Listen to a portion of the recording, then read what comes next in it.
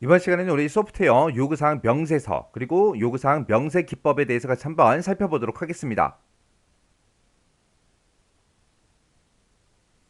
우리 소프트웨어 요구사항 명세서라는 게 있는데 이 요구사항 명세서라는 거는 업계 표준 용어로 소프트웨어가 이제 반드시 제공해야 되는 그런 기능이 됐든 특징이 됐든 제약 조건이 됐든 이런 것들 있죠. 이런 것들을 싹 다 이제 명시해 놓은 걸 우리가 소프트웨어 요구사항 명세서 그렇게 이제 부릅니다.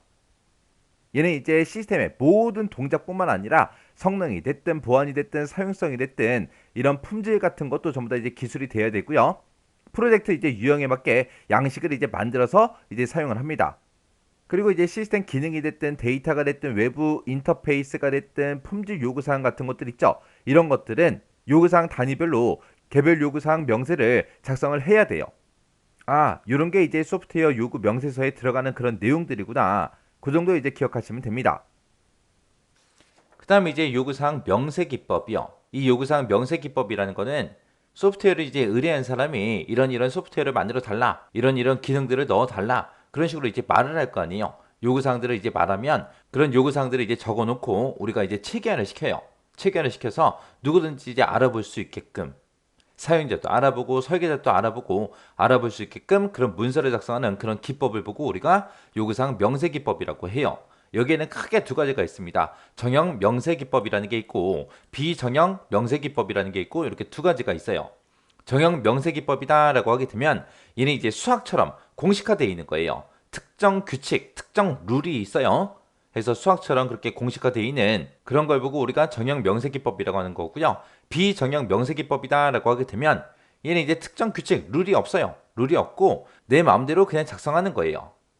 그래서 정형 명세기법이다라고 하게 되면 이제 특정 규칙, 특정 룰이 있다 그랬어요. 수학적인 그런 원리를 기반으로 하고요. 모델 기반으로 이제 작성이 되는 거예요. 그때 이제 작성할 때 이제 수학적인 기호 같은 것들이 됐든 아니면 정형화된 그런 표기법, 정해진 그런 표기법이 있어요. 그런 것들을 이용해서 이제 작성을 합니다. 그래서 사용자 요구 사항들을 쭉 받아봤을 때 이 기능은 예를 들어서 수치로 따졌을 때 1부터 100까지가 있을 때 이 기능은 뭐 30에 해당한다, 50에 해당한다, 70에 해당한다 해서 전부 다 수치로 이제 다 표현할 수 있다고요. 그래서 요구사항에 관한 그런 결과가 작성자의 관계없이 일관성이 있어요. 일관성이 있기 때문에 완전성 검증이 가능한 게 우리 정형 명세 기법이요. 하지만 얘는 이제 작성할 때 이제 수학적인 기호를 쓴다 그랬죠. 정형화된 표기법이 따로 있다 그랬어요. 그 표기법이 어려워서 일반 사용자들 있죠. 일반 사용자들은 이해하기가 어려워요. 개발자들은 이제 보면 금방금방 알아보겠죠. 근데 이제 사용자가 이제 이해하기 어렵다는 그런 단점도 있습니다. 그래서 요구사항을 정확하고 간결하게 그렇게 표현할 수 있어요. 왜? 수치로 딱딱딱딱 떨어지기 때문에. 그래서 정형 명세 기법에 보게 되면 이제 VDM이라는 것도 있고요. Z라는 것도 있고, 그 다음에 패트리네트라는 것도 있고요. CSP도 있고, 이런 것들이 있습니다. 그 다음에 이제 비정형 명세 기법이라는 거는 내 마음대로 작성한다 그랬죠. 그래서 일반 명사가 됐든 동사가 됐든 이런 자연어를 기반으로 해서 우리가 서술을 하거나 아니면 다이어그램, 도형 같은 것들을 이용해서 우리가 작성하는 그런 방식을 보고 비정형 명세 기법이라고 합니다. 정형 명세 같은 경우는 이제 특정 규칙, 특정 룰이 있다 그랬죠. 이 비정형 같은 경우는 이제 그런 게 없다는 거예요. 그래서 이제 표현하는 그 기법이 상태 위주로, 기능 위주로, 객체 위주로 이제 그렇게 이제 표현이 됩니다. 그래서 이제 얘는 내 마음대로 자연어를 기반으로 해서 내 마음대로 작성하기 때문에 작성대에 따라서 다를 수가 있어요. 그래서 일관성이 좀 떨어지고요.